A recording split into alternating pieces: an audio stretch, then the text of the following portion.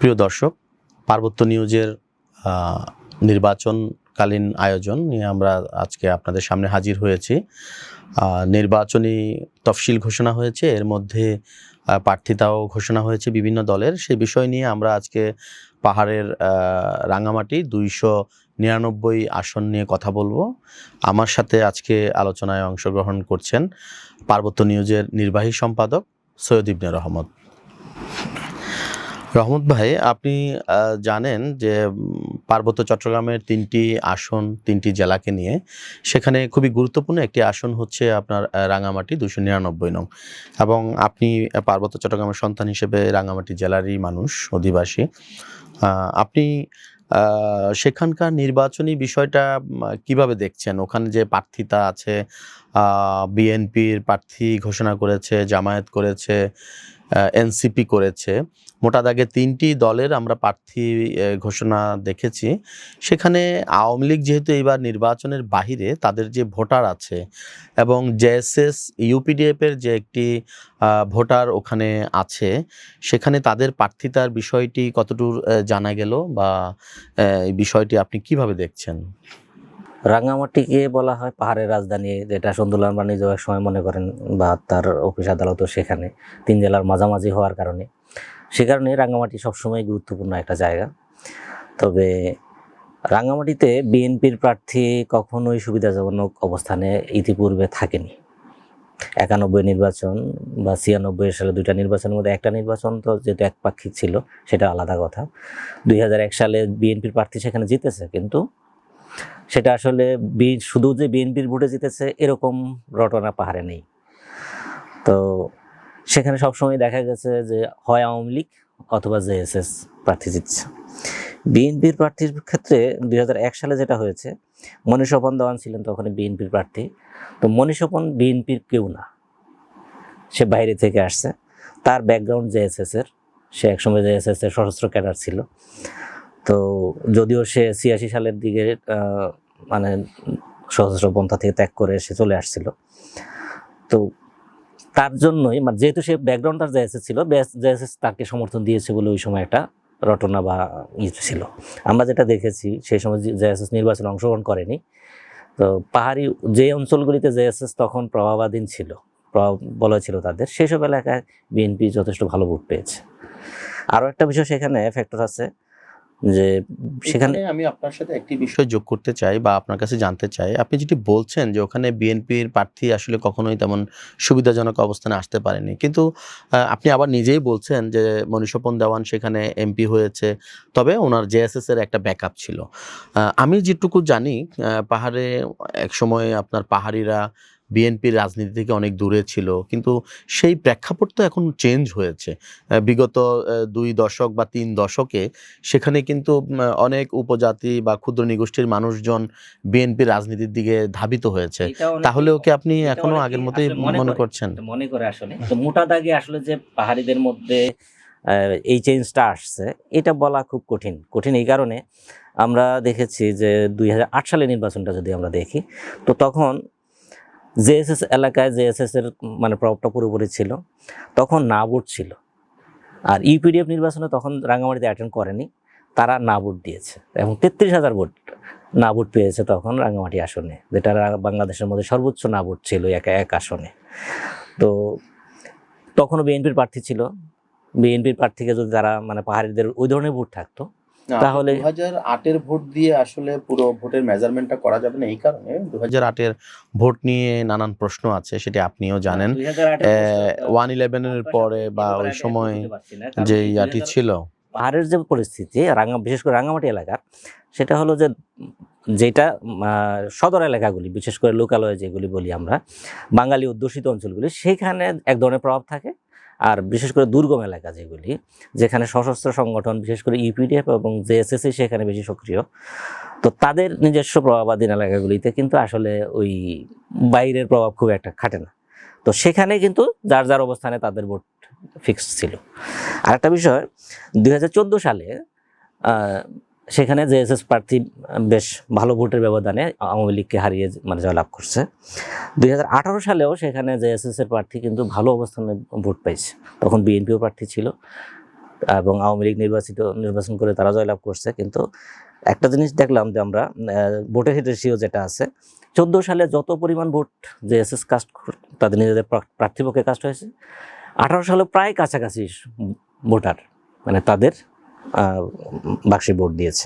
এখানে তবে একটি কথা শোনা যায় যে আপনি 2018 সালে যেটি বলছিলেন, খুব ইন্টারেস্টিং বিষয়। 2014 সালে জেএসএস রাঙ্গামাটি আসনে উইন করেছে, তারা এমপি হয়েছে। তখন যদিও বিএনপি এবং 4 দলীয় জোট ভোটে অংশগ্রহণ করেনি, সেই প্রেক্ষাপটে আওয়ামী লীগ এবং জেএসএসই ওখানে ছিল মূল প্রতিদ্বন্দ্বী। তো সে অবস্থায় আপনার জেএসএস প্রার্থী ওখানে বিজয়ী হয়েছে। কিন্তু 18 সালে আপনি যেটি বলছেন যে কাছাকাছি ভোট জেএসএস পেয়েছে কিন্তু বিজয়ী হয়নি, কিন্তু এমন একটি অভিযোগও আছে যে জেএসএস এর যিনি প্রধান সন্টু লারমা, তিনি টাকার বিনিময়ে তখন ওই জায়গাটা আসলে ছেড়ে দিয়েছে বা ওনাদের মধ্যে একটা ইয়ে ছিল। এটি আপনি সেটা আলাদা প্রসঙ্গ, কিন্তু তাদের ভোটের প্রাপ্তির রেশিওটা ঠিক ছিল। তখন যেটা হয়েছে, আওয়ামী লীগ প্রার্থী যে অতিরিক্ত ভোট পেয়েছে সেটা হলো, আমরা যেটা দেখছি তার আগে নির্বাচনগুলির সাথে তুলনা করলে বিএনপির প্রার্থী ভোট কম পেয়েছে। আমরা ধরে নিচ্ছি ওই হিসাব অনুযায়ী বিএনপি প্রার্থী ভোট কম পেয়েছে, কথাটি আপনি বলছেন ঠিক আছে, কিন্তু বিগত নির্বাচনগুলোর বিষয়ে তো একটি আলোচনা আছেই। সেখানে গত আওয়ামী লীগের যে 3টি নির্বাচন হয়েছে, সেই নির্বাচনে আসলে মানে যথাযথভাবে ভোটের প্রতিফলন আসলে ঘটানো সম্ভব হয়নি, যেহেতু কেন্দ্র দখল, ভোটারদের প্রভাবিত করা সহ এই ধরনের অভিযোগগুলো আছে। বাঙালি ভোটের একটা প্রভাব এখানে আছে, সেটা হলো কি বিএনপি বা জাতীয় দল যেগুলি আছে আওয়ামী লীগ বা বিএনপির মধ্যে, বিশেষ করে বাঙালি এলাকাগুলিতে তাদের আসলে দলীয় বা সাংগঠনিক কর্মকাণ্ডগুলি বেশ প্রভাবশালী বা তারা বেশ এটা শক্তিশালী। যে কারণে হয়েছে কি, যে আওয়ামী লীগ আমলে নির্বাচনগুলি আমরা জানি কিভাবে হয়েছে, তো জেএসএস এলাকার ভোট কিন্তু আওয়ামী লীগ নিতে পারেনি। বাঙালি এলাকায় যেসব ভোট ছিল সেখানে বিএনপির প্রার্থীর ভোটগুলি তারা নিয়ে নিয়েছে। এই কারণেই অতীতের আলোচনাটা আমি কিছু বোঝার চেষ্টা করলাম বা মানুষ বুঝলো, কিন্তু এখন তো আপনার নতুন ইকুয়েশন, এখন যে নতুন ভোটের ডামাডোল শুরু হলো, এখন এখানে একটি বড় গুরুত্বপূর্ণ বিষয় হলো, এতদিন যেমন আওয়ামী লীগ নির্বাচন করেছে সেখানে বিএনপিকে অংশগ্রহণেরই সুযোগ রাখেনি, অথবা এমন পরিস্থিতি করেছে যে বিএনপি নির্বাচনে যায়নি, জামাত ইসলাম নির্বাচনে যায়নি। এবার সেটি ভিন্ন। এখন আওয়ামী লীগ চলে গেছে মাঠের বাহিরে, এখন বিএনপি, জামায়াত এবং অন্যান্য দলগুলো আছে, কিন্তু জেএসএস আগেও যেমন ছিল তেমন তারা এখনো আছে। আচ্ছা, একটি প্রশ্ন আপনার কাছে, যেহেতু আপনি রাঙামাটির সন্তান, আপনি ভালো বলতে পারবেন, মানে ওইখানে জেএসএস, ইউপিডিএফ তো একটি গুরুত্বপূর্ণ সংগঠন, ইউপিডিএফ এর প্রভাব কেমন আপনার রাঙামাটি আসনে ভোটের মাঠে? ইউপিডিএফ এর যে প্রভাবের বিষয়টা আছে সেটা হলো খুব বেশি এলাকায় না, বিশেষ করে নানিয়ারচর এবং বাগাইছড়ি, লঙ্গুদুরের কিছু অংশ, কোনো সময় আবার সেখানে গণতান্ত্রিক বা নতুন যেসব ছোট ছোট দল হয়েছে তাদেরও প্রভাব আছে। তাহলে ভোটের মাঠে এটি কেমন প্রভাব পড়বে? ধরেন ইউপিডিএফ যদি ওখানে প্রার্থী দেয় তাহলে কেমন হবে? যদি তারা প্রার্থী না দেয়, শুধু জেএসএস, বিএনপি, জামায়াত, এনসিপি এমন হয়, তাহলে কেমন কি হতে পারে ওখানকার ভোটের চিত্র? ওখানে যেটা আছে আপনার ইউপিডিএফ এর যে ভোটার যেটা আছে, ফিক্সড ভোট মোটামুটি তাদের এলাকায় তারা সবসময় পায়। 33,000 যেটা বলছিলাম যে 2008 সালে না ভোট পেয়েছে, এই 33,000 ভোট বা তার কাছাকাছি একটা অংশের প্রভাব উপর ইউপিডিএফ এর প্রভাব আছে। কিন্তু সেই ইউপিডিএফ তো এখন 2 ভাগ হয়ে গেছে, তখন 1 ভাগ ছিল, এখন কি সেটিও প্রভাব পড়বে না এখানে? সেটা কিছুটা পড়তে পারে বাগাইছড়িতে, নানিয়াচরে এর সম্ভাবনা কম। নানিয়াচরে এখন পর্যন্ত ইউপিডিএফ এর মোটামুটি প্রভাব, এবং কাউখালীরও একটা অংশ তাদের বেশ ভালো প্রভাব আছে। তো এই অঞ্চলটা এখনো ইউপিডিএফ এর মোটামুটি ভালো দখল আছে। তো তারা যেটা সম্প্রতি যে আহ্বানটা জানাইছে যে একক প্রার্থী করার জন্য বা সমন্বিত প্রার্থী দেওয়ার ব্যাপারে, এই ব্যাপারে যদি জেএসএস ইউপিডিএফ এক হয়ে যায় তাহলে হিসাবটা একটা ভিন্নই হবে। আর আওয়ামী লীগ এখানে যেহেতু আগে একটা সবচেয়ে বড় দল ছিল, এখানে এখন নির্বাচনে তারা নেই। আওয়ামী লীগের ভোটগুলো কোন দিকে? আওয়ামী লীগের ভোট নিয়ে, আওয়ামী লীগের ভোটটাই মূলত এবার এমপি প্রার্থী নির্বাচন করবে, এটা নিশ্চিত করেই বলা যায়। এখানে জেএসএস এর যেটা ভোট দেখছি আমরা, প্রায় 1 লাখের কাছাকাছি ভোট তারা সবসময় পায় যখন তারা নির্বাচন করে। এই ভোটটা কিন্তু তাদের প্রভাবাধীন এলাকায় রয়ে গেছে। এখন ইউপিডিএফ এর ভোট তাদের পাওয়ার সম্ভাবনা 50% হতে পারে। যদি ইউপিডিএফ তাদেরকে সমর্থন দেয় তাহলে পাবেন, না হলে পাবে না। বিষয়টা এখানে দেখাই যায় রাঙামাটিতে, কিন্তু যেমন ধরেন খাগড়াছড়ির বিষয়টা যদি বলি, পার্বত্য চট্টগ্রামের ক্ষেত্রে ওখানে পাহাড়ি বাঙালি একটা ইকুয়েশন থাকে, এটি রাঙামাটিতে কতটুকু আছে? রাঙামাটির ব্যাপারটা হলো যে ওখানে 42% বাঙালি আছে, আর 58% প্রায় চাকমা বা অন্যান্য উপজাতিগুলি আছে। তো সেখানে চাকমাদের প্রভাবটাই বেশি। অন্যান্য যেসব জনগোষ্ঠী আছে তারা সংখ্যায় খুবই কম, অল্প অল্প। তার জন্য যেটা হয় যে চাকমাদের মধ্যে আবার জেএসএস এর প্রভাবটা সবচেয়ে বেশি, সে কারণে জেএসএস এর সম্ভাবনাটা এগিয়ে থাকে।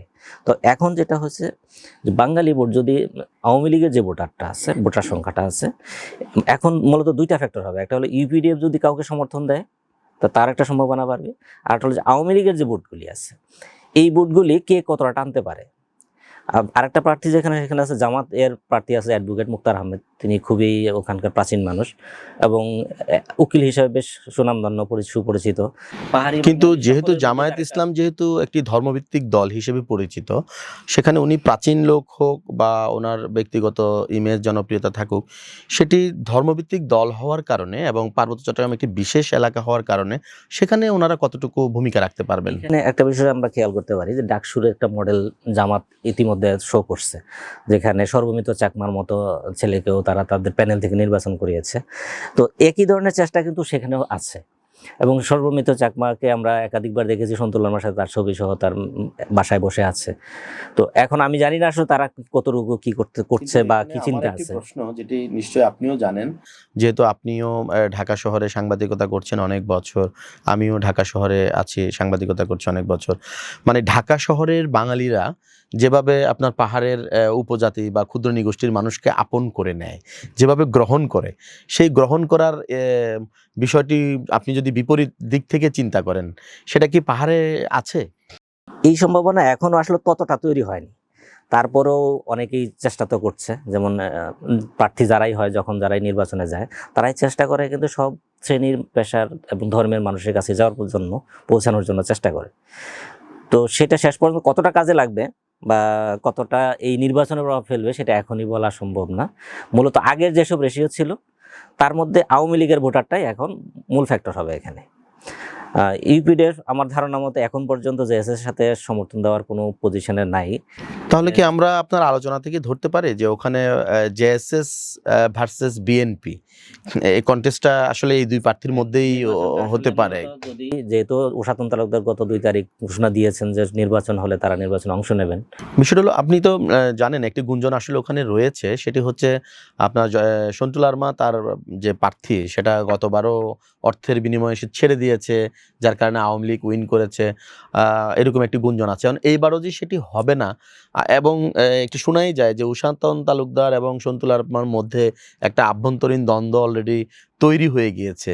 সে জায়গা থেকে মানে বিষয়টা আপনি কিভাবে ব্যাখ্যা করবেন? এইটা আসলে নির্ভরযোগ্য কোনো তথ্য বলে কেউ বলতে পারেনি বা বলার সুযোগ আসেনি, যেহেতু সংগঠনগুলি এক ধরনের কি বলে সশস্ত্র সংগঠন এবং তারা তাদের আলাপ আলোচনা কখনো বাইরে প্রকাশ করে না বা কোনো তথ্য সূত্রভিত্তিক একে অপরের বিরুদ্ধে কখনো বক্তৃতাও দেয় না।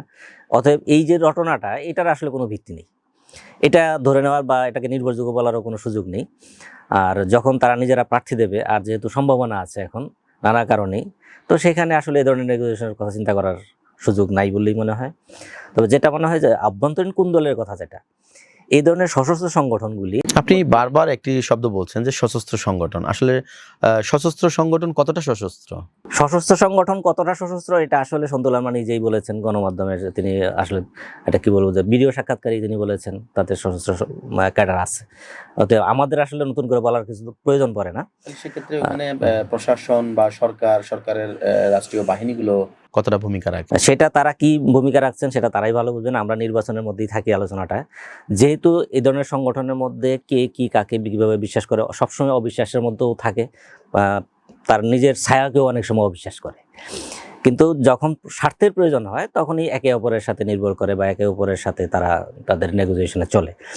এখন আমরা যে দেখেছি একসময় ঊষাতন তালুকদারের সিনিয়র অনেক নেতৃবৃন্দ এই জেএসএস থেকে বেরিয়ে চলে গেছেন, কিন্তু একসময় তো তারাও কিন্তু ফিল্ড কমান্ডার ছিলেন বা সন্তু লারমার পরের কমান্ডার তারা ছিলেন, তারাও কিন্তু চলে গেছে। আর কালকে কি হবে, ঊষাতন তালুকদার এটার সাথে থাকবে কি থাকবে না বা সন্তু লারমা তাকে রাখবে কি রাখবে না সেটা ভিন্ন বিষয়। কিন্তু আজকের যে প্রেক্ষাপট, আমার ধারণা যে এখন পর্যন্ত তাকেই কিন্তু বিভিন্ন বক্তব্য বা মুখপাত্র হিসেবে নানা জায়গায় উপস্থাপন করতে আমরা দেখি। সন্তু লারমার পক্ষ থেকেই কিন্তু সে বক্তব্য দিয়ে যাচ্ছে। অতএব আমার ধারণা এই নির্বাচনে তাকে প্রার্থী করা হবে কিনা এখনই হয়তো আমরা এখনো নিশ্চিত বলতে পারি না, কারণ এই সংগঠনগুলি শেষ মুহূর্তেই সাধারণত ঘোষণাটা দিয়ে থাকে। তো প্রার্থী তারা যাকেই দেখ সেটা কিন্তু ফ্যাক্টর না, এই সংগঠনগুলি যখন যাকেই প্রার্থিতা করুক না কেন, তাদের ভোটের রেশিও কিন্তু খুব একটা পার্থক্য হয় না। তাহলে ওখানে কি আপনি মনে করেন যে এই যে বিএনপি এবং জেএসএস এর মূল প্রতিদ্বন্দ্বিতার মধ্যে ইউপিডিএফ একটি ফ্যাক্টর ওখানকার জন্য? ইউপিডিএফ যদি জেএসএস কে সমর্থন দেয় তবে একরকম ইকুয়েশন হবে, আর যদি সমর্থন না দেয় বা গতবার যেমন না ভোটের তাদের একটা সারা বাংলাদেশে সর্বোচ্চ না ভোট আপনার রাঙামাটিতে ছিল 2008 সালে, সেরকম প্রতিফলন যদি আবার ঘটে, তারা না ভোট না দিল হয়তো ভোটটা তারা কি করতে পারে সেক্ষেত্রে এই ভোট? এখন পর্যন্ত আসলে এই ব্যাপারে নিশ্চিত হয়ে কিছু বলার সুযোগ আসেনি, কারণ কি তারা কেবল আহ্বান জানিয়েছে সবাইকে সমন্বিত প্রার্থী দেওয়ার ব্যাপারে ইউপিডিএফ। এই ব্যাপারে জেএসএস কতটুকু সাড়া দিবে কিংবা সাড়া দিলেও সেটা প্রকাশ্যে বলবে কিনা আমরা জানি না। তাদের মধ্যে অন্তরালে অনেক সময় নানা রকমের আলোচনা হয়, এমনকি অনেক সময় তারা একই সাথে ওই নানা রকমের অপারেশনেও যায়, আমরা ওইটুকু শুনেছি প্রকাশ্য ঘোষণা ছাড়াই। তো এই নির্বাচনে তারা সেটা করতে যাবে কিনা এই মুহূর্তে আমরা জানি না। তো না জানলেও ইউপিডিএফ এখানে যেহেতু মাত্র 33,000 বা বড় জোর 30-40,000 ভোট, তাদের একটা প্রভাব আছে। না, 2008 সালে যদি আপনার 33,000 ভোট থাকে, আজকে আপনার 25 বছর 26 বছরের বা কত হলো আপনার 2008 থেকে 10, 15, 17 বছর। সেই কারণে যে তাদের একটা অংশ ভেঙে গেছে ইউপিডিএফ এর, যেহেতু তাদেরও কিছু প্রভাবাধীন এলাকা চলে গেছে, ওতে ওদিক থেকে কিছু ভোট কমে গেছে। আবার জনসংখ্যা যেহেতু বেড়েছে সেই কারণে হয়তো কিছু ভোটের রেশিও বেড়েছে। তো এই দুইটা মিলে সমঝোতার যে আলোচনাটা, মানে পাহাড়ের সশস্ত্র সংগঠন যেগুলো বলছেন, সশস্ত্র সংগঠনের সমঝোতার যে বিষয়টা, সেটি হলে তো সেই সমঝোতার প্রভাব রাঙামাটি পাশাপাশি বান্দরবান এবং খাগড়াছড়ি আসনেও পড়বে। তো সেই সমঝোতার সম্ভাবনা, যেহেতু রাঙামাটি পার্বত্য চট্টগ্রামের রাজধানী হিসেবে বিবেচ্য হয়, ওখান থেকেই এই সমঝোতার জায়গাটা কতটা তৈরি হবে বলে মনে করছেন? তারা তো চেষ্টা করেই যাবে, বিশেষ করে ইউপিডিএফ এর পক্ষ থেকে চেষ্টা থাকবে, কিন্তু জেএসএস কতটা আগ্রহী হবে এটাই হলো ফ্যাক্টর। কারণ কি জেএসএস কখনোই চাইবে না তার সমঝোতার জায়গাটা বেশি ইউপিডিএফ করতে যাচ্ছে। হ্যাঁ, অবশ্যই ইউপিডিএফ, কারণ সবসময় ছোট দলগুলোই চায় সমঝোতা করে তার ইয়েটা করার জন্য, প্রভাবটা তৈরি করার জন্য।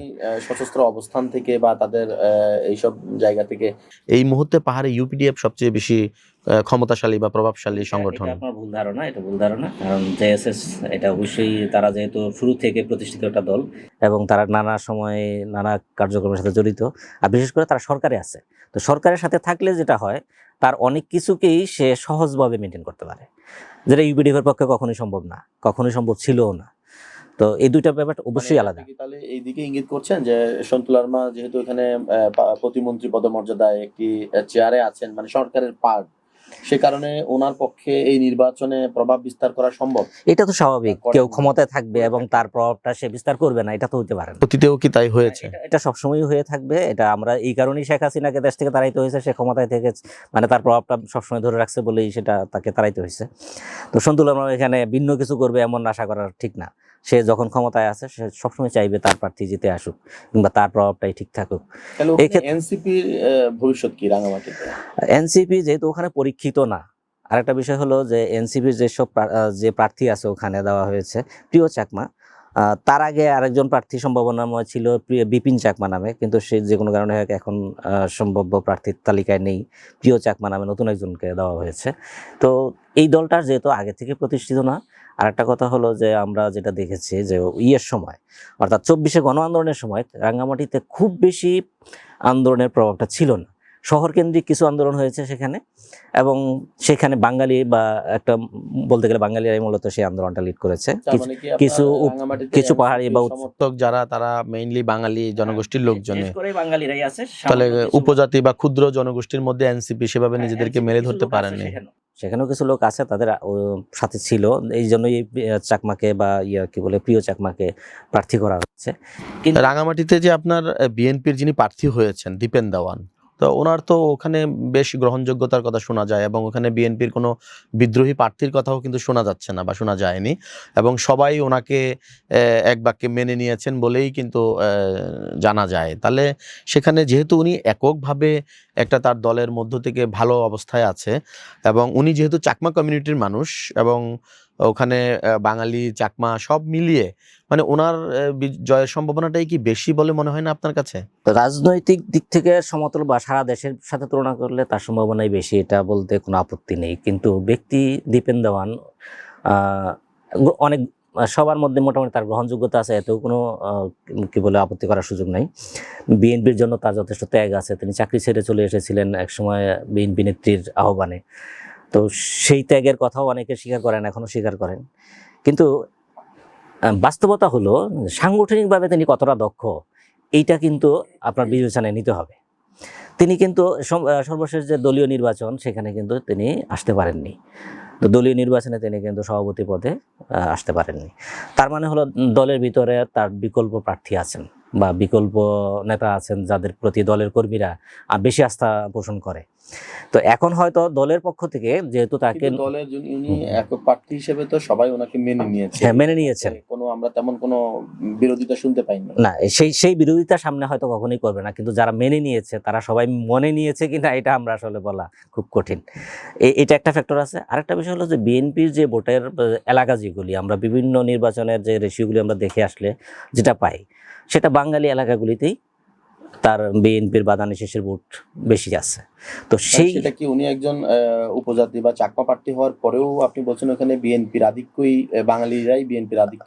রাঙ্গামাটিতে কিন্তু বেশিরভাগ সময় চাকমা প্রার্থীরাই বিএনপির নির্বাচনে অংশগ্রহণ করেছে, এমপি প্রার্থী হয়েছে, দুই একবার ব্যতীত। তো প্রত্যেকবারই কিন্তু দেখা গেছে ভোট যেখান থেকে আসছে সেটা বাঙালি এলাকা, পাহাড়ি এলাকা থেকে আসে নাই সেটা বলছি না, কিন্তু সেই তুলনা আসলে অতটা বড় কিছু করে বলার সুযোগ নাই। বিশেষ করে বাঙালি এলাকাগুলি থেকে সেই ভোটগুলি বেশি আসে। এখন জামাত আপনার যেহেতু অনেক জায়গায় অনেক ভাইব্রেন্ট হিসেবে কথা বলা হয় বা জামাতের অনেক জনসমর্থন বেড়েছে বলে তারা প্রচার করেন, বিভিন্নভাবে আলোচনায় আছে বা আসে, রাঙামাটির ক্ষেত্রে সেটা কতটুকু? রাঙামাটির নির্বাচনগুলিতে আসলে জামাত এর আগেও একাধিকবার প্রার্থী দিয়েছে, কিন্তু কখনোই আসলে তাদের উল্লেখযোগ্য কোনো ভোট সংখ্যা আমরা দেখিনি। তো এইবার আওয়ামী লীগের ভোটার যেগুলি আছে যারা এখন তাদের নিজেদের প্রার্থী না থাকার কারণে কোন দিকে যাবে এটা আমরা আসলে নিশ্চিত করে বলতে পারছি না। সেখানে জামাত কতটা প্রভাব ফেলবে সেটা একটা বিষয়। আর একটা বিষয় হলো যে একই ভোটে তো সবাই চেষ্টা করবে তাদের মানে দখল নেওয়ার জন্য। বিএনপিও চাইবে যে আওয়ামী লীগের যে ভোটারগুলি আছে তারা তো এমন না যে তারা ভোট না দিয়ে ঘরে বসে থাকবে।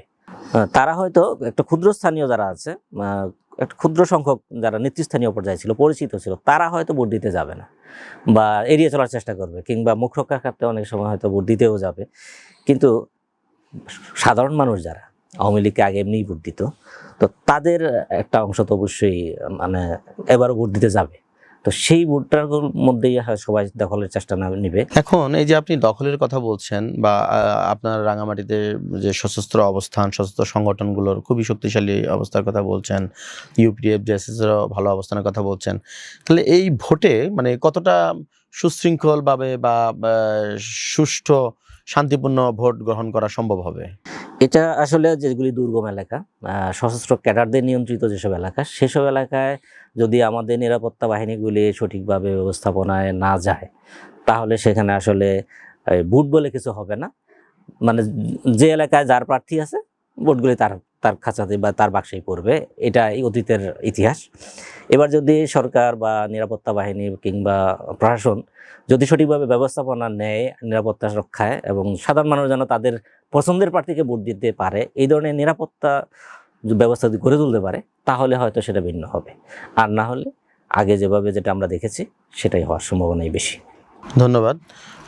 দর্শক, আপনারা শুনলেন পার্বত্য রাঙামাটি 299 নং আসনের তফসিল ঘোষণা হয়েছে, কিন্তু এখনো ভোটের লড়াই শুরু হয়নি। তার আগেই আমরা একটু চেষ্টা করলাম ওখানকার ভোটের প্রেক্ষাপট নিয়ে আলোচনা করার জন্য, ওখানকার আইন শৃঙ্খলা পরিস্থিতি নিয়ে কিছুটা ধারণা নেওয়ার চেষ্টা করলাম, এবং সেখানে বিভিন্ন রাজনৈতিক দল, ইউপিডিএফ, জেএসএস, বিএনপি, এনসিপি বা জামায়াতের অবস্থান নিয়েও আমরা কথা বললাম। ভালো থাকবেন। ধন্যবাদ সবাইকে।